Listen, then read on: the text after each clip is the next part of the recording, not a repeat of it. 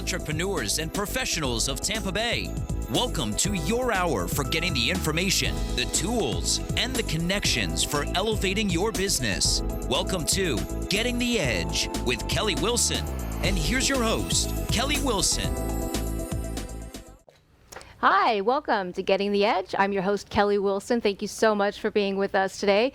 Really excited to be here with you each and every week with bringing in community leaders and business owners in our community to talk about their products and services and their businesses, as well as share their story. I'm a firm believer that we can learn so much from each other. So that is exactly what we do here every week is share stories. So Getting the Edge is a product of Edge Business Magazine. You can check out more information about Edge at edgebusinessmagazine.com.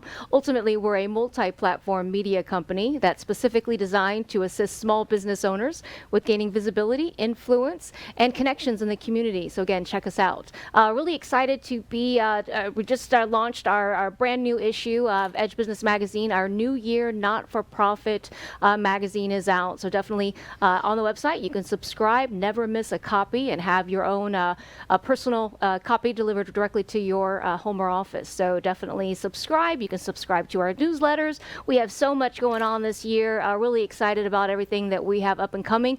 A new website coming soon and a lot of other new details as well that we'll be announcing real shortly. So stay tuned for additional details with all of that. Also really excited. Thank you for our sponsors. Pilot Bank, thank you so much for being a sponsor of the show. All Trust Insurance, your employee benefits partner as well. Thank you so much for sponsoring and partnering with us to provide the platforms. And also, thank you to Tampa Bay Multimedia and WeBeam TV. If you're looking for a platform to share your voice this year, reach out to the talented John Gaston over at WeBeam TV, Tampa Bay Multimedia, and they'll definitely take good care of you. So I've been working with John for years, and their team is amazing. So and you can always go back and check out all of the previous issues or episodes, I should say, of Edge Business or Getting the Edge. They're all on the website. Check them out. We've had the greatest opportunity to interview some great business owners and leaders in the community. So, and we have a great lineup lined up for the months to come. So stay tuned for more information on that as well. So, really excited about the show today. I've got a great community leader, business owner in the community. Thank you so much for being with us today. Wanted to introduce Keith Overton. Thank you so much for being with us, Keith. Thank you for having me. Thank you. I know we've talked for a while trying to get you on, and your schedule, like we could, took us a while. It's all my fault. So I'm happy to finally be here, though. I think we talked. It's crazy how fast time goes. It might have been like October, November. It's been a while. And we were trying to plan out, but I know with our schedule too, and then your schedule, and you had a lot going on. So yeah, we were trying to sell our company at the time, and that's overwhelming in and of itself. So I'm happy to be free of all that and talking to you about the new future now. Exciting new ventures, and it's really it's great to be able to kind of turn the chapters, right? And it is, and start new ones. And it's exciting, but it's also a little bit remiss in the sense that you've been with the place for 25 years of your life, and you're no longer there anymore.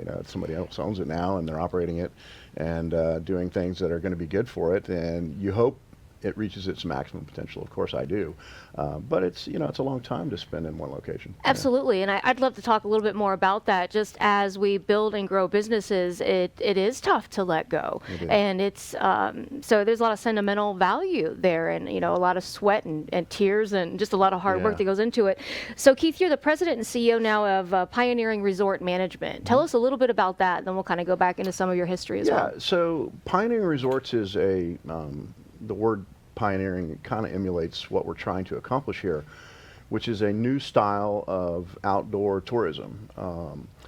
Being in the hotel industry for my whole career, you learn how to market and project who you are, particularly as a beachfront resort like we were at Tradewinds. And it's a tough marketing competitive set because you're competing against literally formidable players all over the country, and they're a lot bigger than you, and they have a lot more money than you. And it's tough as an independent hotel operator and owner to stay competitive. And this concept that we've evoked on my new partner Ed Mayer and I is a little bit different in a sense that we're trying to find locations that are very eco-centric. They're very outdoors. They're typically located adjacent to or inside of a state park or a county park. And we want to build sort of horizontal hotel platform cottages, small tiny homes up to 900 square feet. The first project that we're doing is up in Anclote. It's up on Anclote River. It's in Pasco County, but it's literally just across the Pinellas line. We have 62 acres there, and we'll be developing 160 small cottages, small homes, and then we'll have 183 high-end RV, luxury RV sites, and all the hotel amenities that you'd get at a beachfront resort. You know, you have all of the things and more because you have such a vast amount of land, and you know you can't do those things in a heavily populated area like a beach or even in a metro area where you're trying to communicate downtown, and you know you're marketing a whole different vibe. And I'm an outdoorsman. I love to fish and I love to hunt, and this has always been something that I wanted to do. And so bringing the two worlds together of the outdoors and tourism and hospitality it's going to be fun. It's been fun. We've been working on it for a long time. So, yeah, I was just going to ask. This has been in the works for quite some time. It's obviously something too you're very passionate about. Yeah, it is. I'm very passionate about it, and I think it's a niche that nobody's really capitalized on yet.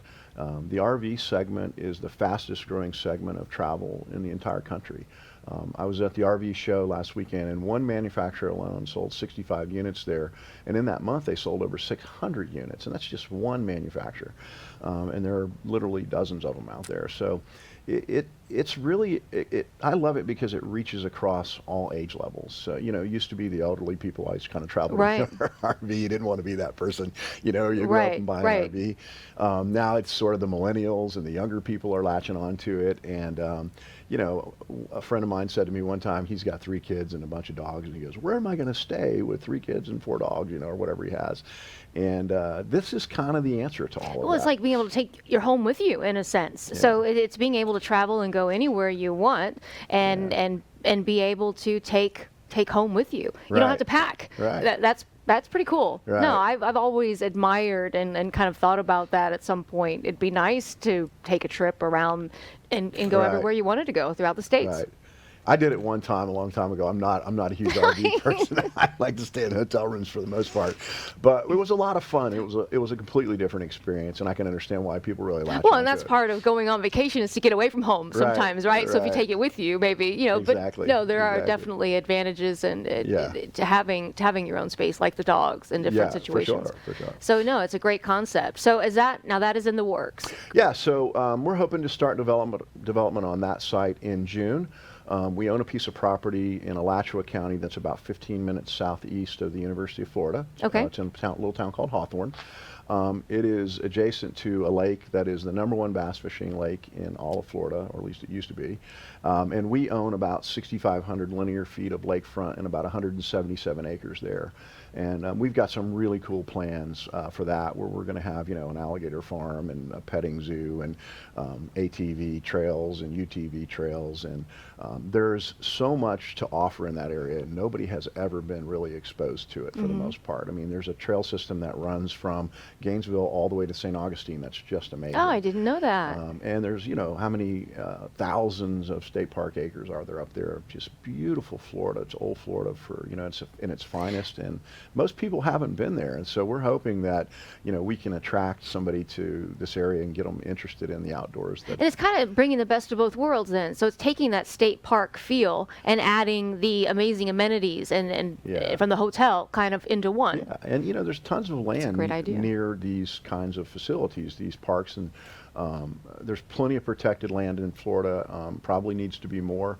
But what we like about it is that we're a private developer. We can buy land and acreage nearby that, you know, typically you can't build big buildings near in traditional hotels, and we don't want to do that with our model anyway. So it really works for us to find an amenity and an outdoor offering that's much bigger than our resorts will be, and to bring the traditional hotel setting to that and introduce folks to that kind of Florida. It's really cool. So you're constantly probably looking for property and new space, and as you can identify we are even further ways to build out. Yeah, for sure. We have an option on a place over in Central Florida. I don't want to release it yet because we haven't purchased it yet, but we're looking at a lot of different locations, and we really believe that, this kind of model, we'll build a brand around it, and we'll also build a reputation for being very different and unique. Most RV parks in the past, as nice as they have been, haven't really been sustainable because they don't have the long-term income stream associated They still have with it. limitations Yeah, of what's and so available. they sell off all the lots and everybody kind of owns them, and then they go away for 6 months and then they rent them for the other 6 months. And then the tiny homes have sort of come onto the scene, and they were kind of, the retiree who doesn't want to drive around in the RV anymore now goes and buys a tiny home, but he still gets to be with his friends. And so what we've sort of said is that we don't really want that residential lifestyle. We want it to be a very transient-based lifestyle where it's people staying there for 3 or 4 days or maybe a week at a time. And it's togethering, it's bringing, 4 or 5 RVs or 4 or 5 families and staying in a cottage, and doing things that are, getting back to nature, fishing and, exploring the wildlife and paddleboarding and, all the things that come with Creating memories. Yeah, it's an experience more so than it is a facility. Right. And that's what we're kind of focused on. Yeah. Well, it sounds like I said, new chapters are exciting. A lot of work and anxiety-ish, kind of filled, but it's a great. That's great to look forward to. So obviously, your journey along the way, you've done a lot to get to the point where you are now, to have and to be able to pursue exactly kind of what you're passionate about and where you want to go. And I guess we evolve as I'm sure you were very passionate through all of your ventures, but as it's nice to be able to follow those. So tell us about, where did you grow up originally? Where are you originally from? I grew up in Kissimmee, Florida. Of course, how can you not be in the tourism business if you grow up over there? You were born into it, right? And I was fortunate enough to go away to a small school in West Virginia and play football and baseball. I played both sports there for a while, and my guidance counselor was actually my coach's wife, and she pulls me aside one day and she says, "Keith, you're going to be a junior. You've kind of got to declare a major." I'm like, I don't really know what I want to do. And she says, "Well, looking at your background here, I see that you live kind of like right around Orlando. Isn't there like all kinds of tourism there?" And I said, "Well, yeah, there really is. I haven't really thought about that." And she goes, "Well, listen, we offer this really cool hospitality management degree. If you go home with that degree, you're certainly going to get a job." And I kind of said to myself, well, maybe. And she says, "And I hear the classes are really hands-on and easy." And I said, "Sign me up." That sold you, okay. So I sort of, in jest, I got into the hospitality business a bit by default because we happened to live in an area where there was a lot of tourism. But sometimes that's how things happen too. Yeah. It's interesting as I talk to people when they share stories. It's like pieces of a puzzle that come together. And you may have done it because it was easy and you're from Orlando, but it was something that became a very big part of you. Yeah, I mean, I've loved it every step of the way, and I like it because it's a people business, and I enjoy talking to folks and learning from them. And much like your show is designed to do, that's kind of what hospitality is you bring people into your facility, and you give them an experience that hopefully they'll remember for a lifetime, and they keep coming back and recommending you. And that's kind of the business model of everybody that's trying to be in business, isn't it? Is to sort of project what you want their experience to be and actually execute that. And then people leave happy, and I've always enjoyed that. So for me, this has been more fun than work along the way, although there's been a lot of work too, but I think the enjoyment's been really high, yeah.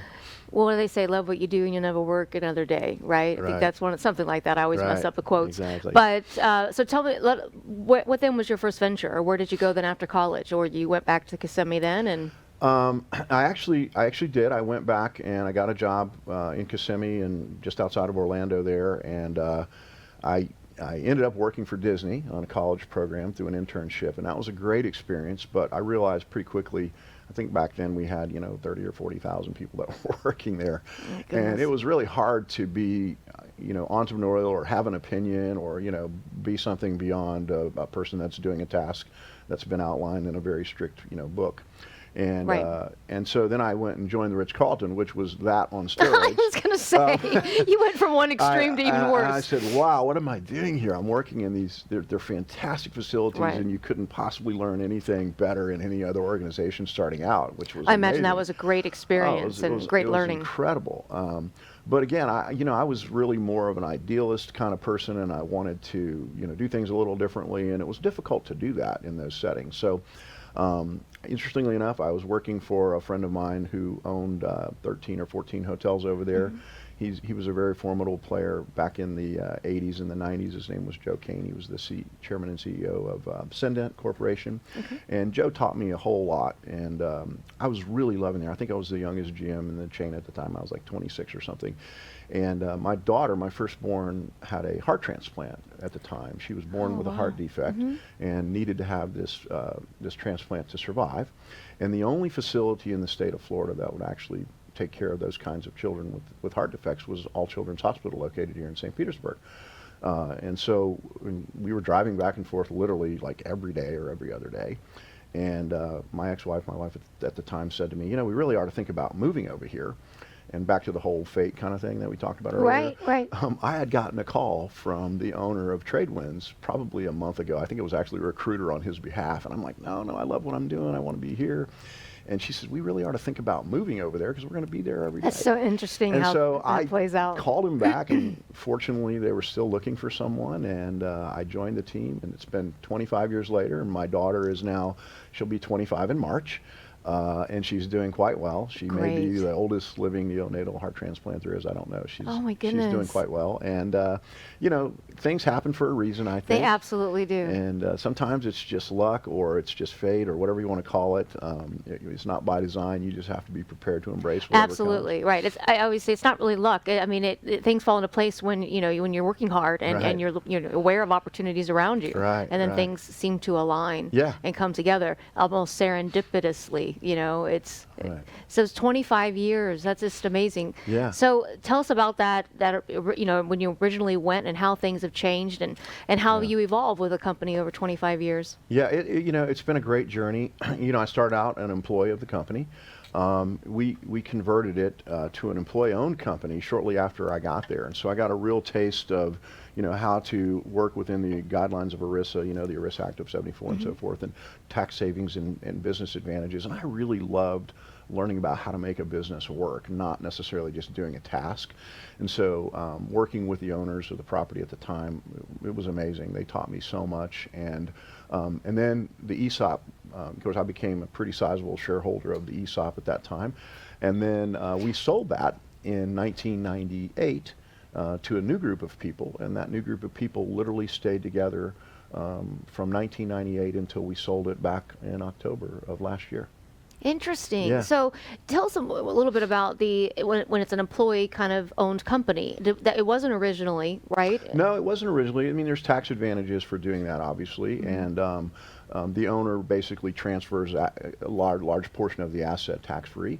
And then when you go to sell the company, you escape certain things like capital gains and so forth on it. And it's considered a retirement plan, basically. So you're giving, Avis at one point was Home Depot was an ESOP. And so there's been a lot of companies that have had success with it. And for me, that was really my first experience with entrepreneurialism, and I really embraced it and loved it. And then working with the group of partners that we had over, the next, whatever it was, 20-something years, I learned so much about development. I learned so much about how to manage an asset and really, capitalize it properly and not overspend and not underspend. And as you can imagine on a beach, it's a very tough environment. The buildings take a beating, and I can imagine. They were built in the 1960s and 70s, and here we are trying to compete with hotels that have, just newly been built. It really has, though. I mean, the hotel is really well known, not just here locally, but nationally or internationally. For sure, yeah. It has its own brand as a private independent hotel. Of course, it's got an amazing beach. But I think it was the experiences that were there that we made available to people. I mean, there was so much to do, and there still is, a 3-story inflatable water slide, a jet lev, you can fly a jet pack, and we have an underwater ground lease with the state of Florida. We have a water park that actually floats in the Gulf of Mexico there. I say it's not me anymore. It's hard to break that habit. I can imagine. But I'm still very passionate about the property, and I think it's a great asset, and I look forward to following what the new owners do with it and hope it reaches its maximum potential. It's going to be an amazing asset forever over there. It's really phenomenal. I think one thing that you did too, every morning, I want to say on the news or when they were talking about the weather, it seemed like they would do the Tradewinds shot because you'd see the slide. You always knew it was Tradewinds because of the inflatable slide. Yeah. Back then they paid you to put a camera on your roof. roof. Now you have to pay them. We were the first. We were the very first one to do it. I think it was with Bay News 9, if I'm not mistaken. But we put the camera on our roof, and now you see there's probably 30 of them out there. Right. But that was just a partnership, that being independent and not having to answer some big corporation, you can just kind of make decisions that are best for your organization. And that partnership was a very long-standing partnership, and it did very well by the resort. I think it was a great way to connect with the locals. Yeah. Yeah, and of course, this is a drive market for the most part. I mean, Tampa St. Pete has been and will always be, filled by the I-4 corridor all the way over to Daytona. It goes past Orlando now. Our business model has expanded. And then during the spring and the fall, obviously, we do well from the Northeast and the Midwest. But it's a great destination. And, I'm excited to still be in it and participating a little bit north of here. And the new project, I think, it's a little further to get people to, so we're going to have to do a pretty good job of strategic marketing to get folks to know about it and get them up there. But that's the fun of it all, is trying to make it come together. Right. What is, now, as far as going back to Tradewinds, they have, is it 2 or 3 different properties? There's a few different properties right next to each other. Yeah, there's really 3 properties. It used to be 5 or 6 mom and pop properties that were pieced together over time. But there's the main property, Tradewinds Island Grand, and then the Breckenridge is kind of part of that now. Okay. It has been for a while. And then we purchased a while back the Coral Reef property, and so there's no buildings there today. There's timeshare there today, but the buildings that the development rights exist haven't been exercised yet. So the new company will hopefully do that and develop those units. And then there's the RumFish Beach Resort, which is 2 properties to the north, but it's kind of all operated as one resort. And that is one of your ventures as well. Yeah, we created, we had a great team over there, and that team is still there, by the way. So they're wonderful people, and they're going to do great things with the new ownership. But we really created some cool concepts, and one of the ones that I'm most proud of is RumFish Grill. RumFish Grill was featured on the Animal Planet's hit TV show Tanked twice. Okay. And it was a lot of fun. Do you have a big tank? We have a 33,000-gallon fish tank inside the restaurant, and it is a phenomenal facility. It's a destination restaurant. People can swim in it twice a day, every day. In the fish tank? Yeah, it's huge. It's amazing. And so we really wanted to showcase Tampa Bay's fisheries. And so we went out and caught all these fish and brought them back and put them in the tank. And you can sit there and have dinner, and there's a viewing experience, and you can see it's very tranquil. And you can get in it. And you can get in and swim. To. Yeah, you too can go there and do that. Yeah. You can tell I'm shocked by getting into a fish tank. Yeah, it's so cool. So I think the experience that we created at Tradewinds, in some ways it was by necessity. And what I mean by that is, most of our assets there are very old and tired, and so to compete with these new and up-and-coming product, you had to really be innovative, and you had to create things that were different and that were a point of difference. To attract these families. Sure, of course. And so I think taking all that experience that I've learned and been able to achieve over the years and applying it to a new concept that nobody's yet been introduced to, that's the most exciting part to me. That is exciting. Well, I want to get back to RumFish, but I have a question I'm going to forget if I don't. So I do enjoy watching Kelly and Ryan, like in the mornings at the morning show. And so they give away trips, and Tradewinds was on there. Yeah. And so how does that work? Is it really a complimentary trip that you're offering to someone? Yeah, that's pretty much how it works. Is like well, how did you have that opportunity? How do you connect with the show? I'm not quite sure how we connected there personally, but our relationships extend pretty far as an independent hotel. And when you're in one location and you stay there for long enough, you get to know everybody. And so these opportunities come by, every once in a great while, and you latch onto them. But basically, that's just a co-op program where you partner. They get an airline to bring the airfare together, and it's a chance to win. I mean, gosh, I think Tradewinds was hit more than any other thing on the wheel. It did win a lot. My text would blow up every day, that it would come on. But that's again another opportunity that we created, and not that those opportunities weren't always there, but they always usually went to the bigger players in the market. And so we figured out how to find those things and make those relationships work and keep them going for a long period of time. Well, and that put you into a category, into a group with some of those other resorts that were in all over the world. Absolutely. You could never, as an independent hotel operator, you could never afford to do that. And so those were really the PR kind of things that made it work for us. So and how many, just last, one more question in regards to Tradewinds. How many years, you said 25 since you were there. How many years was it prior to that?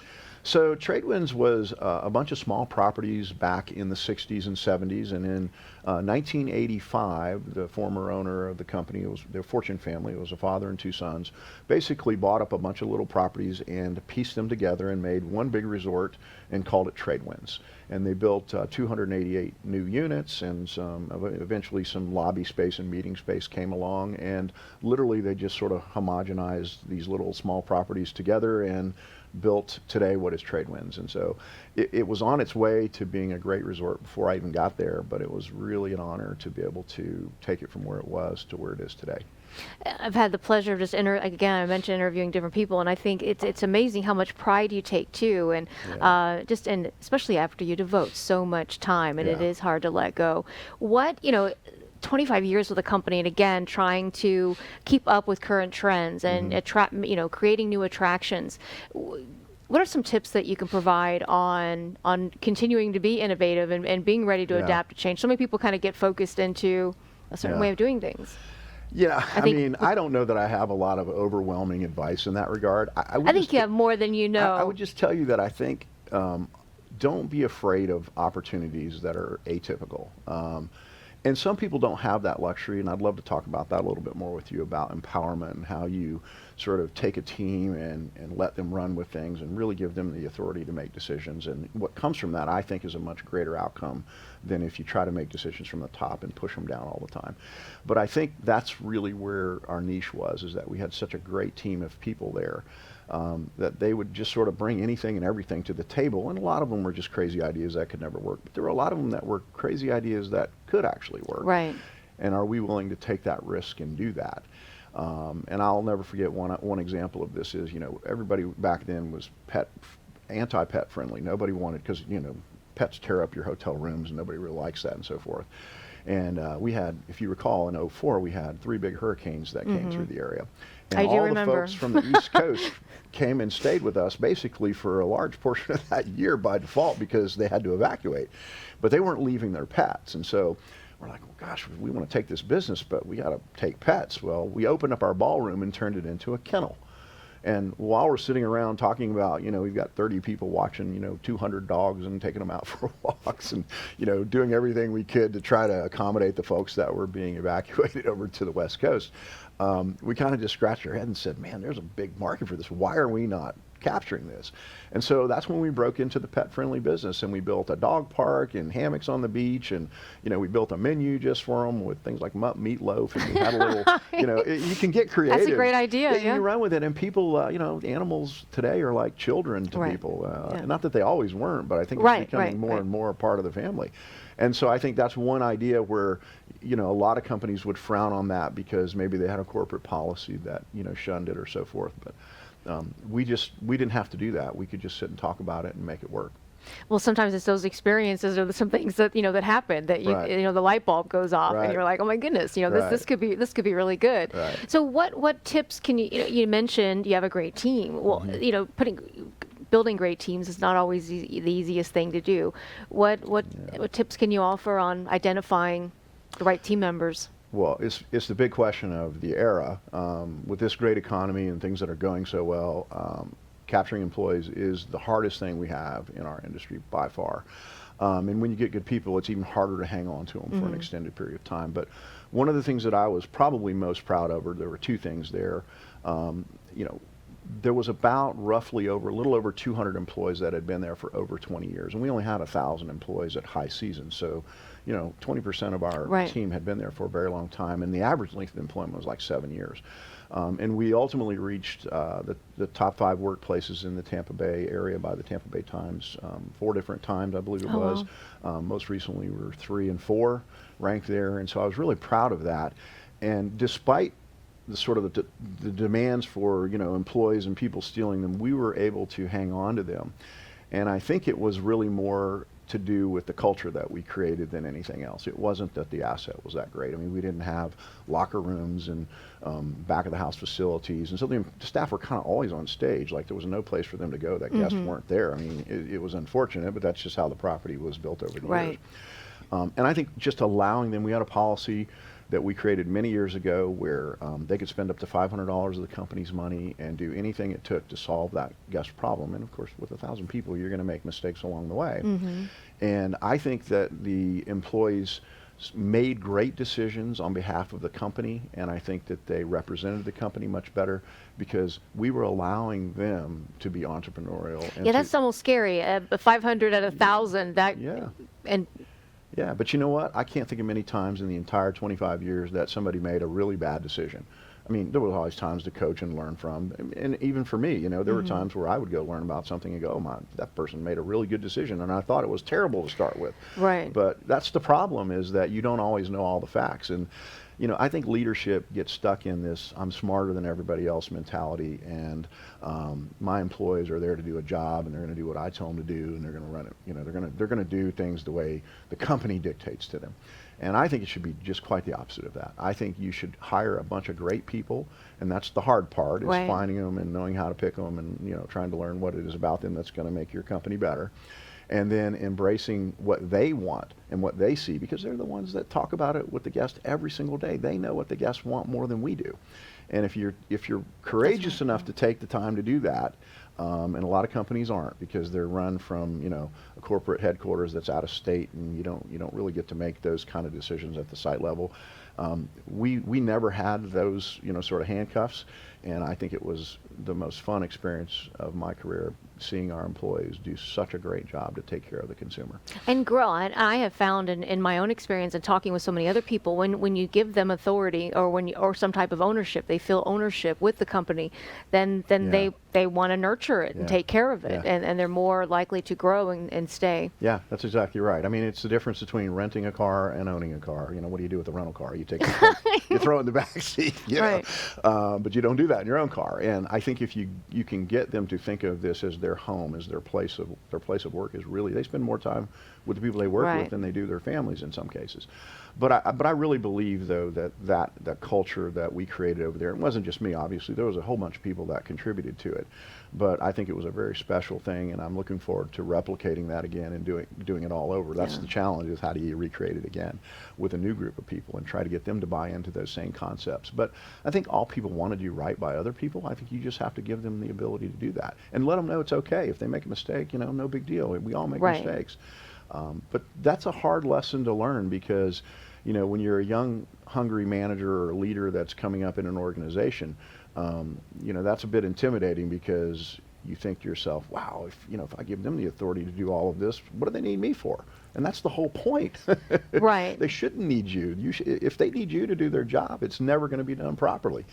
You know. It's interesting, and it's great. All great leaders say, well, it's not just me, it's my team. And I get that, you know, and it is. It is all the team coming together. But that leader is what sets the tone and the culture, I guess, of the organization. So it does take that great individual, you know, that can lead and provide that, and be almost vulnerable in a sense, to where you're giving them authority, and be empathetic, you know, but having empathy, you know, and compassion for your team. Yeah. No, I think it's simpler than that. I think you just have to sort of embrace the fact that I've always said, if I'm the smartest guy in the room, whatever it is we're trying to do, we're not going to do it very well, right? You always want to put yourself around people that know more than you. And sometimes it's not even institutional knowledge, it's just that they do it every day, and so they're the ones that are the experts at it. And it's really just having the ability to quiet your mind down long enough to say, you know what, I'm going to listen to these folks, because they know what it is they're doing. And I bet you, if we take their direction on this, we're going to have a better outcome. And, you know, it almost always works that way.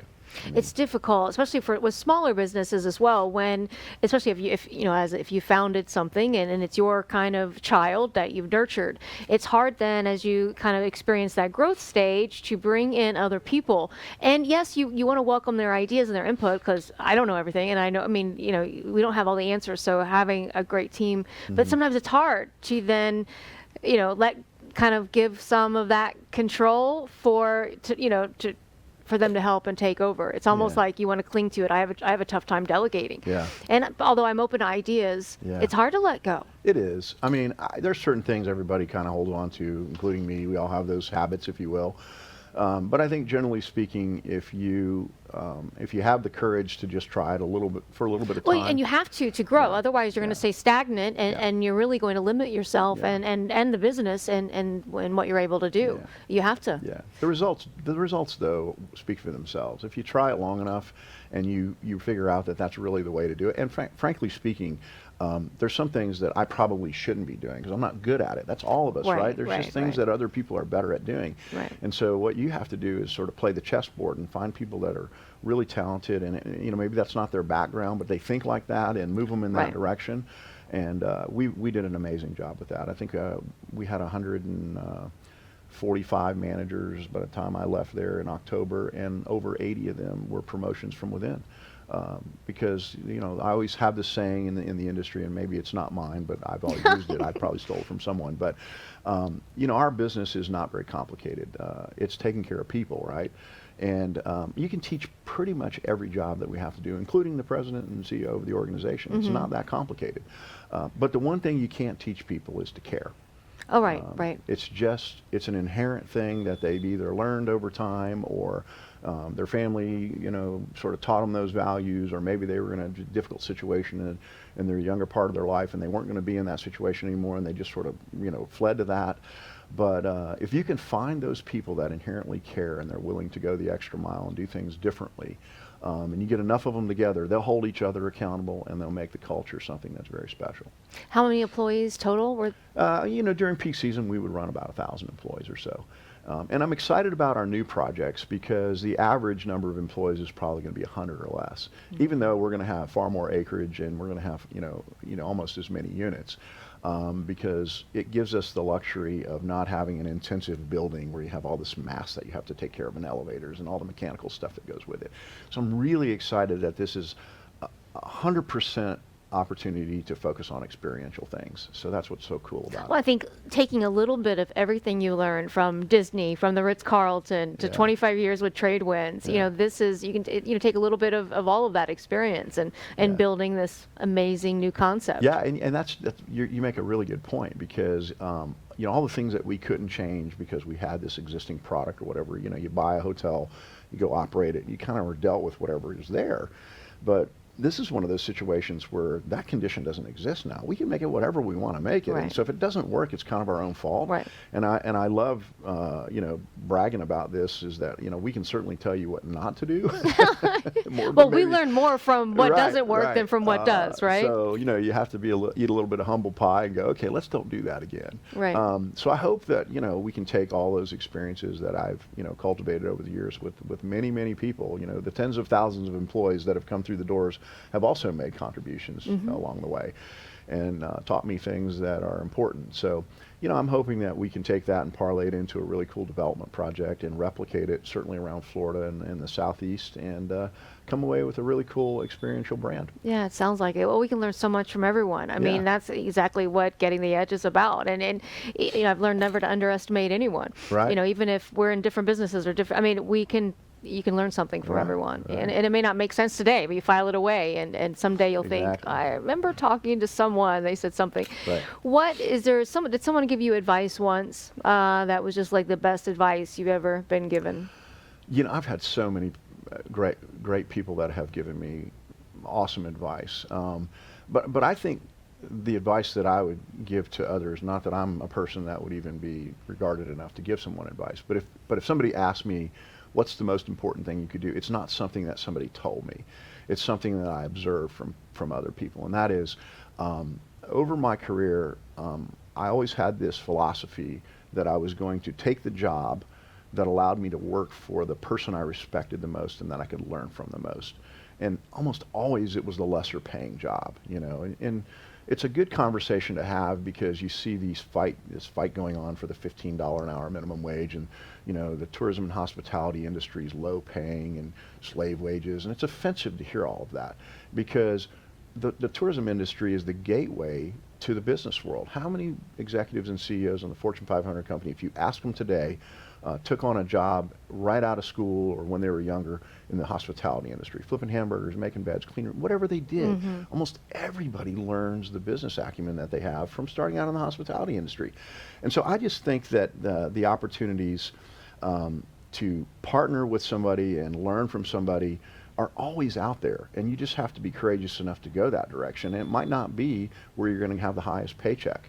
And I've always done better by taking that approach than if I took the easy money. Right. Because that job may have been a great job at the moment, but did it really get me to where I wanted to be in the long run? Well, and I think that's a great tip for, don't be so concerned with right now. I mean, think about where it's going to take you in the future, and what you're going to gain most out of it. I think, unfortunately, a lot of people, especially young people, don't think that way. It's all about right here and right now. So that's great that you were able to really think like, where can this take me? I mean, from a mentally standpoint, not financially necessarily. Think about when you're young, though, it's a little bit more difficult when you're older and you have kids and responsibility and so forth. Absolutely. Obviously, those things matter, and you got to take them, weigh them into serious consideration. But, when you're younger and you're starting out, really, that's the best time to sort of just expand yourself and let yourself be exposed to this, wealth of knowledge that's out there. There's so many people that have great ideas and that can teach you things. And I think I worked with some of the greatest people in the hospitality industry earlier in my career, and I really give them a lot of credit for it. But I think that's true across any level of industry. It doesn't matter what it is. There's always people that are, far more advanced and they have greater skills than you, and their leadership abilities are recognized. And, just latch on to those folks and learn from them, and the doors will open for you. And the pathway might not be the one you thought it was, but absolutely. And it's interesting how that shifts and kind of takes place over time.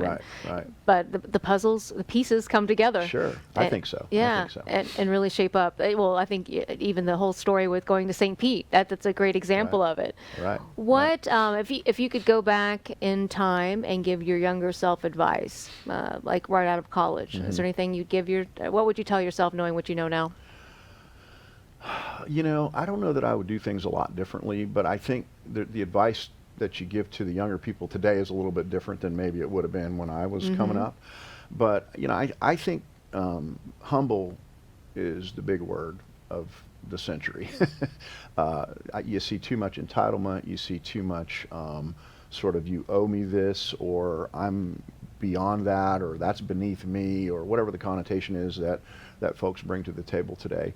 And, I think, unfortunately, we've kind of trained the younger people to think this way. And anymore, a college degree isn't worth what it used to be. Back in the day, a college degree got you a lot. And today, it doesn't get you that much. And so I really think that if you want to advance yourself, the first thing you have to do is start with your behavior.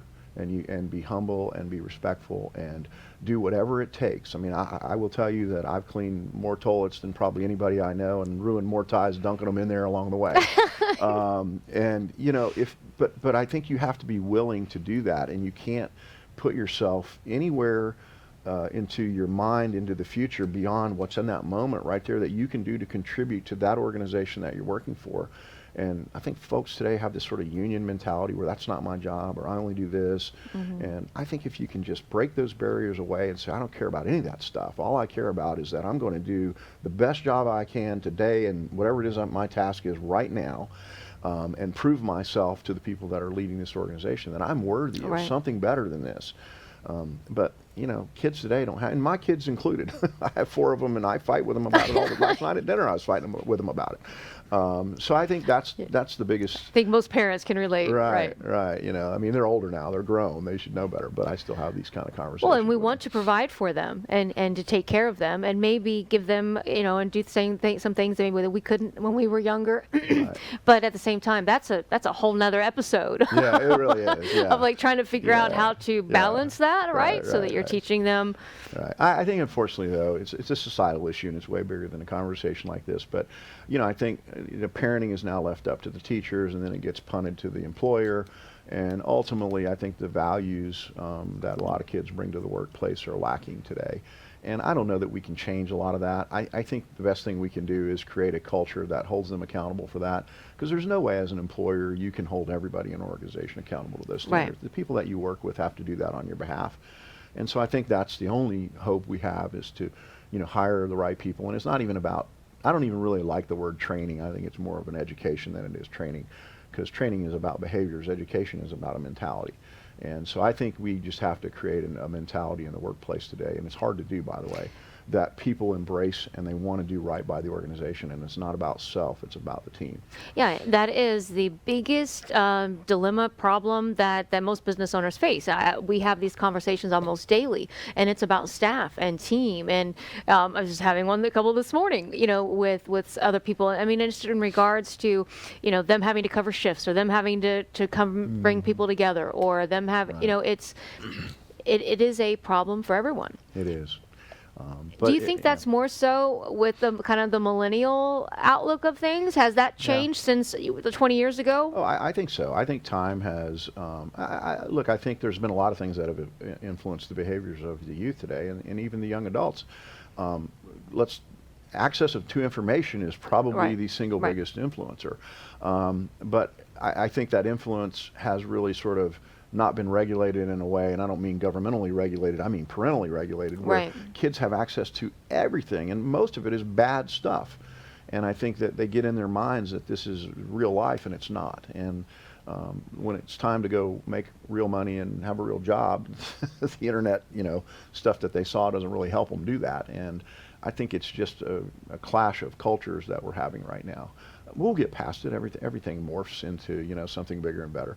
But there's a lot of bright minds out there. We've just got to cultivate them. Well, and I think that's one of the great things too about today, being vulnerable. And I think CEOs and leaders in the communities are not just ours, but overall are sharing their stories and talking about their failures and their successes, their trials and their tribulations. Yeah. And instead of then the young people kind of looking and thinking it was an overnight success, or I want to be like Mark Zuckerberg, or there was a lot of work that goes into running a business and succeeding, and then being here 25, 30, 40 years later, sustainability. Sure. And so hopefully by sharing stories that does help people realize that, if you want more, you have to do more. I agree. I think that's absolutely right. What is your definition of success today? I don't know that I have a real definition of success. I don't consider myself successful yet, so I haven't quite experienced it yet. But I think if you try to simplify it and make it as understandable as you could, I think it's complex. I think success is very complex. I don't think it's something you can describe easily. But I think it would be that you develop enough wealth that you can enjoy your life in a way that you otherwise couldn't. And it's funny because if you think about the life cycle, right? We work until we're 67, 70 years old, and we live until we're 80. We have 10 years to enjoy our life, or whatever the math works out to be, right? And to me, I don't think the people that made all this money and had to do all these things and sacrifice what they've sacrificed to get there, I don't define that as success. No, personally. and then oftentimes now with cancer and everything as big as it is, the likelihood that we die from natural causes is not that high. Right. So I think success is finding a way to enjoy life along the way, and at the same time figure out how to build wealth that enables you. I mean, people who say, well, money doesn't matter. Well, that's crap. I mean, we all know that it does matter, and it's a big part of making life and the niceties of life come to reality for yourself.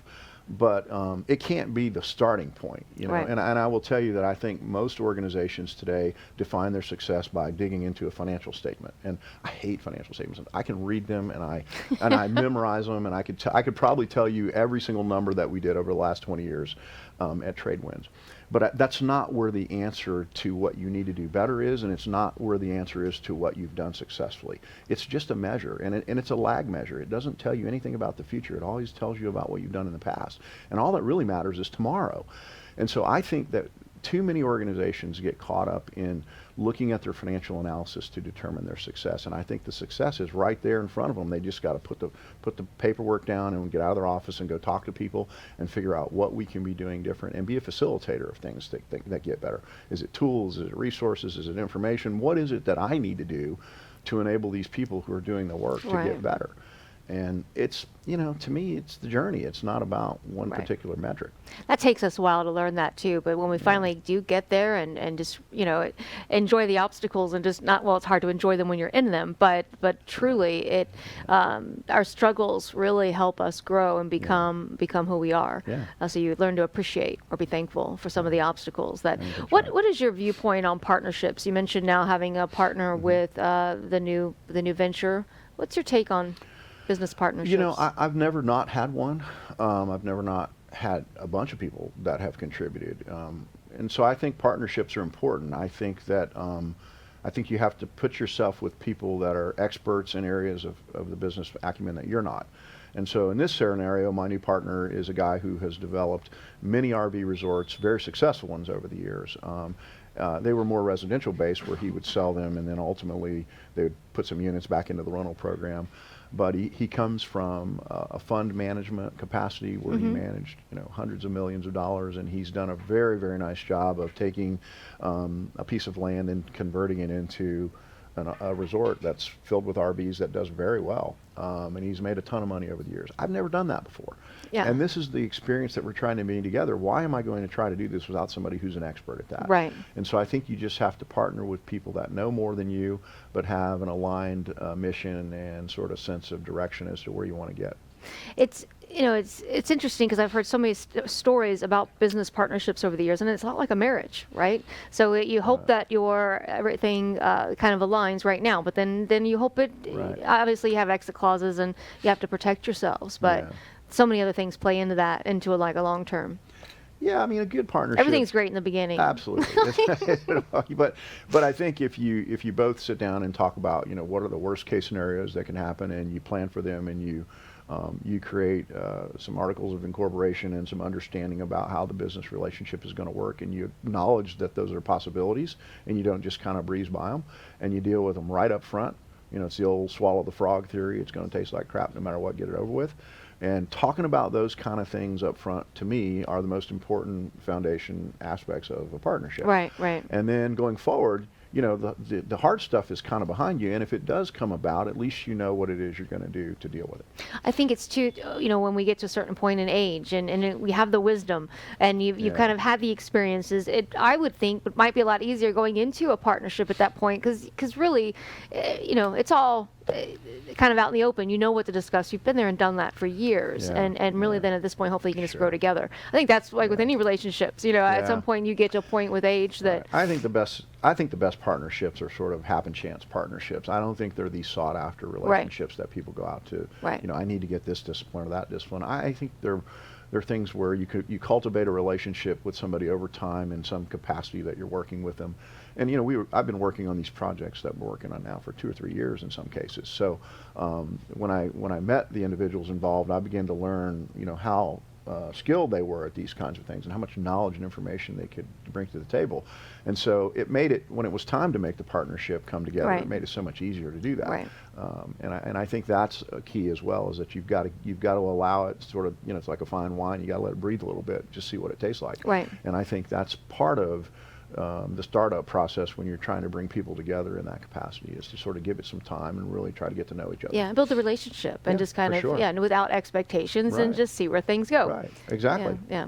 That's kind of our mentality here. Yeah. It's really, when I was looking 7 years ago, when we were looking I was looking for just like-minded people, but everything seems so transactional. I really wanted to find, I guess, a family, where you could spend the time and kind of nurture together. That's a really good word. Family. If you're not willing to embrace the people that you work with as family, it makes it tough to really get them to do things that you want them to accomplish. Well, and that's been difficult for me over the years. Actually, one of our slogans is with Edge, it's not, what do we say? It's not only business, it's personal. People always say, don't take it personal, it's business. But for me, one thing that's always been difficult was separating the two. I get so close to everybody, and I want to, it's been a little different. But I've learned to stop trying to be who I'm not. I mean, just accept who I am and go with it, and embrace it. So that's why it's not just business. It is personal with us. It has to be. It really, it does. And I'm excited that that we're able now as leaders or business owners to be compassionate. You're not. Those are the leaders that excel are those that have empathy and that have compassion. Sure. And will have be vulnerable when needed. And like kind of you mentioned it earlier, that they don't know that they know everything. I mean, they're willing to learn from everybody else. I think the one thing that a lot of leaders sometimes overlook is that you get caught up in the problems that you have and that you're trying to overcome. And if you're willing to share those problems, but you've got to make along the way enough emotional deposits into the bank account to have some credit built up. Like I can't just come to you as your employer one day, not knowing who your husband is or your children or your family or anything about you, and say, Kelly, I want you to sit down and solve this problem with me. You'll do it, but not with the same thought process as if you knew I was coming to you as a personal acquaintance, friend, colleague, whatever it is you latch onto with that individual. And I sit down and I explain to you what it is we're trying to accomplish, and then I tell you, how do we overcome it? Help me figure it out. And not be the dictator of the process, but be the facilitator of the process. Right. And it's amazing to me how many times our team at Tradewinds overcame, a tragedy or some sort of, overwhelming detriment to our business, to the oil spill of 2010, hurricanes, to, red tide, to, if you remember, SARS, or, tourists getting shot in Florida. I mean, the list is, it's huge. And all of a sudden your business dries up. 9/11 is an example. And so you have to do things that are different. You have to react to it differently. And it's a big ship. It's hard to right that ship. You can't do it immediately. Right. And so I always believe that if you get enough buy-in from employees and you get enough trust built up, we have that personal relationship with them, they'll rise to the occasion and they'll bring you through the finish line every time. 100% of the time, they'll never let you down. The minute you destroy that trust or you do things that aren't in the best interest of everyone involved, the shareholders, the guests, and the employees, you get it out of balance and you'll quickly find out it doesn't work. Yeah, I think, that's what makes a great leader. Yeah. I don't know that I'm that, but I think... Oh, you're humble too. You won't accept it. I think if you put enough good people in a room together that are leaders and you entrust them, right, I think you'll come out with a really good solution. Yeah. Definitely. Well, thank you so much for being here with us today and sharing your story. And I'm excited about your new chapter. Yeah, me as well. I'm also excited. I think it's going to be very cool, and it was a great opportunity to talk a little bit about it, and hopefully some of the viewers will latch on. We're going to be doing a private offering here in about 30 days.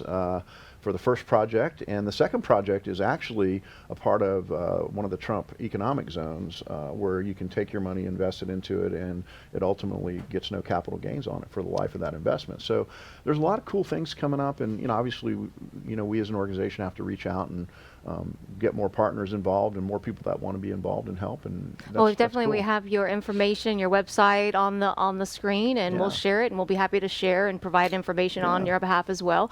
And any questions, you can email us at info@edgebusinessmagazine.com.